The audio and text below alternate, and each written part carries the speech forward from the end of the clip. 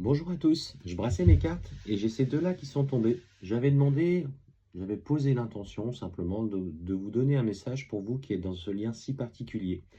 Ce lien qui vous a profondément perturbé, mais en même temps qui vous a profondément reconnecté à surtout vous-même.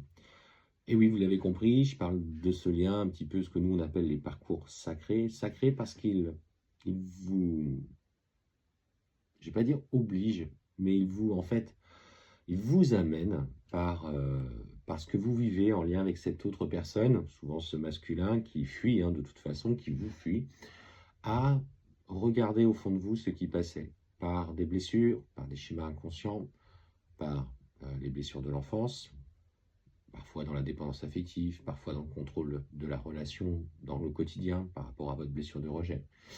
Et cette personne s'est éloignée. Et en fait, je vais brasser mes cartes, j'ai ces deux-là qui sont tombés. Vous voyez, seconde chance et bonheur. Seconde chance, c'est peut-être aujourd'hui, au travers de cette guidance, cette inquiétude que tu as. Est-ce que aujourd'hui, même si, voilà, je ne sens pas forcément des énergies bloquantes, en tout cas pas pour tout le monde, on sent que c'est propice à la relation. Et tu te poses cette question, est-ce que si à un moment donné, il y a la possibilité de vivre quelque chose ensemble, est-ce qu'on va y arriver? Et surtout, est-ce qu'on pourra regarder dans la même direction? Vous voyez, cette maison, avec cet enfant, peut-être même des animaux de compagnie.